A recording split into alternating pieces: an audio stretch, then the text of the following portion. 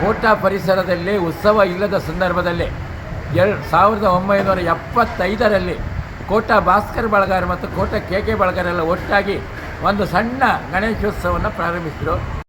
ಈ ಗಣೇಶೋತ್ಸವ ಪ್ರಾರಂಭದಲ್ಲಿ ತುಂಬ ಅಡಕು ತೊಡಕು ಎಲ್ಲ ಬಂದಾಗ ಸಣ್ಣದನ್ನು ಪುಟ್ಟ ಒಂದು ಮಹಲನ್ನು ನಿರ್ಮಿಸಿ ನಾವು ಆವಾಗ ಊರಲ್ಲಿ ಗಣಪತಿ ಮಾಡೋರು ಇಲ್ಲ ಇತ್ತು. ಬೈಂದೂರಿನ ಗಣಪತಿಯನ್ನು ತಂದು ಇಲ್ಲೇ ಪೂಜೆ ಮಾಡುತ್ತಿರುವಂಥ ಸಂದರ್ಭ. ಆ ಸಂದರ್ಭ ಈಗ ದಿನದಿಂದ ದಿನಕ್ಕೆ ವರ್ಷದಿಂದ ವರ್ಷಕ್ಕೆ ಬೆಳೆಯುತ್ತಾ ಬಂದು 50 ವರ್ಷ ಪೂರ್ಣಗೊಂಡಂಥ ಈ ಸಂದರ್ಭ ಸಾರ್ವಜನಿಕ ಶ್ರೀ ಗಣೇಶೋತ್ಸವ ಸಮಿತಿಯ ಈ 50ರ ಆವಿಷ್ಕಾರವನ್ನು ಅತ್ಯಂತ ವಿಶೇಷವಾಗಿ ವಿಜೃಂಭಣೆಯಿಂದ ಕೋಟಾ ಜಗತ್ತಿನಲ್ಲೇ ಒಂದು ವಿಶ್ವ ದಾಖಲೆಯಾಗಿ ಮಾಡುವಲ್ಲಿ ನಮ್ಮ ಶತಾಯ ಪ್ರಯತ್ನ. ವಿಶ್ವ ದಾಖಲೆಯ ಅಸ್ತಿತ್ವಕ್ಕೆ ಕಾರಣ ಮತ್ತೇನಲ್ಲ, 50 ಗಣಪತಿಯನ್ನು ಇಟ್ಟು ಪೂಜೆ ಮಾಡುವಂಥ ಒಂದು ಕಾರ್ಯಕ್ರಮ, 50 ಸಾಧಕರನ್ನು ಗುರುತಿಸುವಂಥ ಒಂದು ಕಾರ್ಯಕ್ರಮ, 5,000 ಗಿಡಗಳನ್ನು ಕೊಟ್ಟು ಪೋಷಿಸುವಂಥ ಕಾರ್ಯಕ್ರಮ, 5,000 ಸುಂದರವಾಗಿ ಕೋಟಾ ಶ್ರೀನಿವಾಸ ಪೂಜಾರಿಯವರ ಪರಿಕಲ್ಪನೆಯಂತೆ, ಆನಂದ್ ಸಿಕುಂದರ್ ಅವರ ಮಾರ್ಗದರ್ಶನದಂತೆ ಊರವರ ಸಂಪೂರ್ಣ ಸಹಕಾರದಿಂದ ಅತ್ಯಂತ ವಿಶೇಷವಾದಂಥ ಒಂದು ವರ್ಣತೀರ್ಥ ಕೆರೆ ನಿರ್ಮಾಣಗೊಂಡಿದೆ.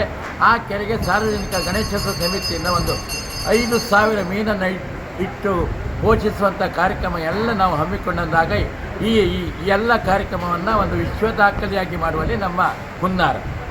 ಸದ್ಭಕ್ತರ ಆಸ್ತಿಕ ಬಾಂಧವರ ಸಂಪೂರ್ಣ ಸಹಕಾರದಿಂದ ನಡೆಯುತ್ತಿರುವಂಥ ಈ ಕಾರ್ಯಕ್ರಮ ಊರ ಹಾಗೂ ಪರವೂರ ಎಲ್ಲ ಭಕ್ತ ಮಹಾಶಯರ ಕಾರ್ಯಕ್ರಮ.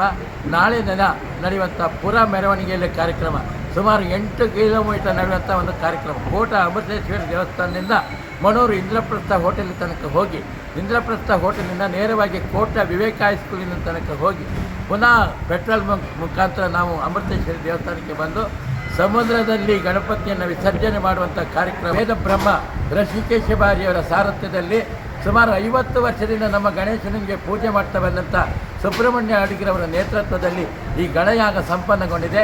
ಈ ಲೋಕ ಕಲ್ಯಾಣಾರ್ಥವಾಗಿ ಮಾಡಿದಂಥ ಯಾಗದಲ್ಲಿ ಎಲ್ಲರೂ ಪಾಲ್ಗೊಂಡು ಅಂದು ಸಾಧಾರಣ 3,500 ಜನ ಅನ್ನ ಸಂತರ್ಪಣೆ ಪಾಲ್ಗೊಂಡು ಅನ್ನಪ್ರಸಾದವನ್ನು ಸ್ವೀಕರಿಸಿ ಹೋದ ಒಂದು ಸುದಿನ.